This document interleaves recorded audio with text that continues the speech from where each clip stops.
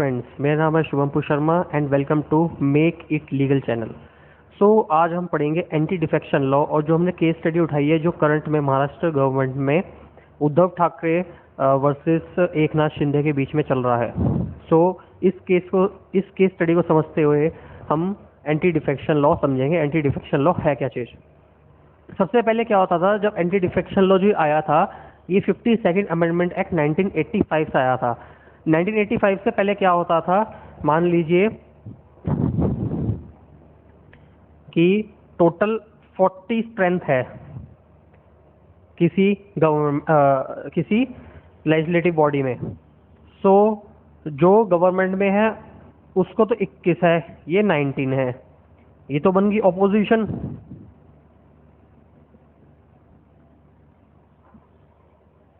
और ये बन गई गवर्नमेंट। पहले क्या होता था एंटी डिफेक्शन लॉ से पहले, अब अपोजिशन क्या करता था, इसके दो तोड़ लिए एमएलएज। यहाँ पे कितने रह गए 19, यहाँ पे रह गए 21 और खुद पार्टी बना लेते थे। मतलब जिसको हम कहते हैं कि भाई सरकार गिरा दी, तो सरकार गिरा देते थे ऐसे दूसरे के एमएलए तोड़ के कि भाई मैं तुम्हें पैसे दे दूंगा और मैं तुम्हें पोजीशन दे दूंगा, मिनिस्टर बना दूंगा तुम्हें, तो आप वहां से छोड़ के हमारे पास आ जाइए और हम अपनी पार्टी में आपको जगह देंगे। इस चीज को रोकने के लिए 1985 में 52nd अमेंडमेंट एक्ट पास किया पार्लियामेंट ने एंड यूनैनिमस पास करा। किसी ने इस चीज को अपोज नहीं करा, जिसने एंटी डिफेक्शन लॉ लेके आए। और इन्होंने 10 शेड्यूल जोड़ा। मैंने आपको पिछली क्लास में शेड्यूल पढ़ाए थे ना।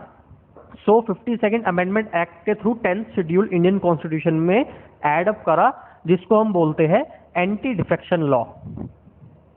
Understood.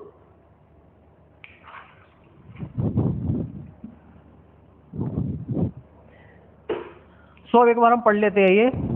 Disqualification of members of parliament and state legislatures on the ground of defection from one political party to another. अब ये एंटी डिफेक्शन लॉ करता क्या है कि कोई भी अगर डिफेक्ट करेगा अपनी पॉलिटिकल पार्टी से दूसरी पॉलिटिकल पार्टी में जाएगा तो वो डिस्क्वालीफाई हो जाएगा इस लॉ के under.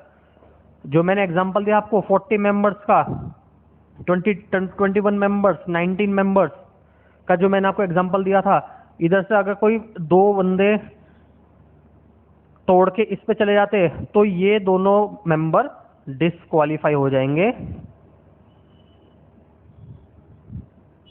Under anti defection law.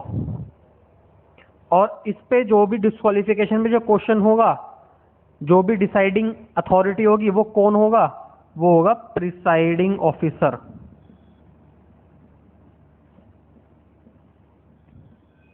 Presiding officer मतलब अगर पार्लियामेंट में है, अगर लोकसभा में है तो स्पीकर, अगर राज्यसभा में है तो चेयरमैन, अगर स्टेट लेजिस्लेटिव असेंबली में है तो स्पीकर, और स्टेट लेजिस्लेटिव काउंसिल में है तो चेयरमैन। अंडरस्टूड। अब ये इन्होंने एक लॉ बना दिया कि अगर कोई दो पर्सन ये छोड़ के गए, ये मैंने दिखाया ना, इसमें 2 पर्सन छोड़ के गए इस गवर्नमेंट, भैया हम तो इस पार्टी ज्वाइन कर रहे हैं, हमें इन्होंने पैसे दे दिए या हम ये हमें अच्छा ओहदा देंगे तो हम इस पार्टी में जा रहे हैं, तो ये डिस्क्वालीफाई हो जाएंगे 2 बंदे। अब आप सोचेंगे जो महाराष्ट्र में चल रहा है, जो उद्धव ठाकरे वर्सेस एकनाथ शिंदे चल रहा है, उसमें ऐसा क्यों नहीं हो रहा, वो डिस्क्वालीफाई क्यों नहीं हो रहे हैं? अब इसमें मैं अभी आके नेक्स्ट स्लाइड में पढ़ाऊंगा कि वो क्यों नहीं हो रहे हैं। पहले तो मैं पढ़ाऊंगा कि किस किस टॉपिक पे जो मेंबर और डिस्क्वालीफाई हो जाता है, उसके बाद एग्जेम्पशंस पढ़ाऊंगा कि हाँ पार्टी छोड़ सकते हैं, तो एग्जेम्पशंस क्या क्या होते हैं जिस पे पार्टी छोड़ सकते हैं। तो अब आते हैं नेक्स्ट स्लाइड पे। अब इस स्लाइड में हम ये पढ़ेंगे कि कौन कौन मेंबर कब कब डिस्क्वालीफाई होता है अंडर दिस लॉ। हमें पता है कि जो पार्लियामेंट हो या स्टेट लेजिस्लेचर हो उसमें 3 टाइप के मेंबर्स होते हैं। फर्स्ट, जो मेंबर्स ऑफ पॉलिटिकल पार्टीज होते हैं, जो किसी पॉलिटिकल पार्टी से चुनाव लड़कर मेंबर बने होते हैं। दूसरा, जो इंडिपेंडेंट कैंडिडेट होते हैं, जो किसी पॉलिटिकल पार्टी से नहीं जुड़े होते हैं और इंडिपेंडेंट ही जुड़े होते हैं कि अपना नाम भर देते हैं और इलेक्शन जीत जाते हैं। थर्ड, नॉमिनेटेड मेंबर्स, जो प्रेसिडेंट नॉमिनेट करते हैं मेंबर्स, वो। तो ये 3 मेंबर्स कैसे कैसे डिस्क्वालीफाई होते हैं। फर्स्ट, सबसे पहले members of political parties if voluntarily gives his membership of such political party.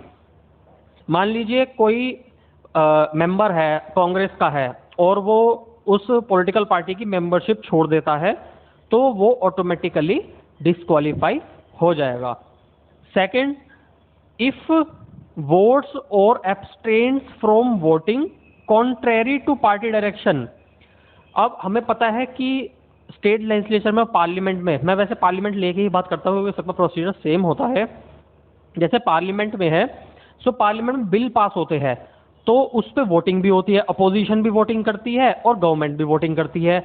अगर मान लीजिए कि किसी पॉलिटिकल पार्टी ने कहा कि हाँ इसको आपको इस पे वोट नहीं करना, आप इसको मत नहीं देना आपने, ठीक है, बट वो जाके दे देता है contrary to party direction. Party direction क्या था कि नहीं देना है, बट वो जाके दे देता है, तो जो पॉलिटिकल पार्टी है वो उसको डिस्क्वालीफाई करवा सकती है और वो ऑटोमेटिकली भी डिस्क्वालीफाई हो सकता है as a member of parliament. Third, independent candidate. अब इसको थोड़ा ध्यान से सुनिएगा। इंडिपेंडेंट कैंडिडेट जब चुनाव लड़ रहे होते हैं तो इंडिपेंडेंट कैंडिडेट पहले ही किसी पॉलिटिकल पार्टी को अपना वो दे सकता है, क्या कहते हैं, मत दे सकता है कि हाँ जो मेरी सीट होगी वो तो आपने में इंक्लूड कर सकते हो। बट आफ्टर इलेक्शन अगर वो किसी पॉलिटिकल पार्टी को ज्वाइन करता है इंडिपेंडेंट कैंडिडेट, तो वो डिस्क्वालीफाई हो जाएगा। इलेक्शन से पहले ज्वाइन कर सकता है इंडिपेंडेंट कैंडिडेट, बट अगर आफ्टर इलेक्शन वो अपनी सीट किसी पॉलिटिकल पार्टी को देता है तो वो डिस्क्वालीफाई हो जाएगा। अब आता है नॉमिनेटेड मेंबर, जो प्रेसिडेंट नॉमिनेट करते हैं। इसमें एक सिंपल सा होता है, अगर 6 महीने के अंदर अंदर नॉमिनेटेड मेंबर ने कोई पॉलिटिकल पार्टी ज्वाइन कर ली तो वो डिस्क्वालीफाई नहीं होगा। बट 6 महीने कंप्लीट होने के बाद अगर वो किसी पॉलिटिकल पार्टी को ज्वाइन करता है तो वह डिस्क्वालीफाई हो जाएगा। तो मुझे लग रहा है ये आपको प्रोविजंस ऑफ समझ आ गए होंगे। अब मैं इसमें आपको पढ़ाऊंगा एक्सेप्शंस कि कहाँ डिस्क्वालीफाई नहीं हो सकते। जी हाँ, अब हम पढ़ेंगे इसके एक्सेप्शंस कि कब कब मेंबर अपनी पार्टी की मेंबरशिप छोड़ सकता है पर डिस्क्वालीफाई नहीं होगा। कब? सबसे पहले मर्जर, जब 2/3 मेंबर्स ऑफ वन पार्टी किसी दूसरी पार्टी में मर्ज कर जाए तब मेंबर डिस्क्वालीफाई नहीं होंगे।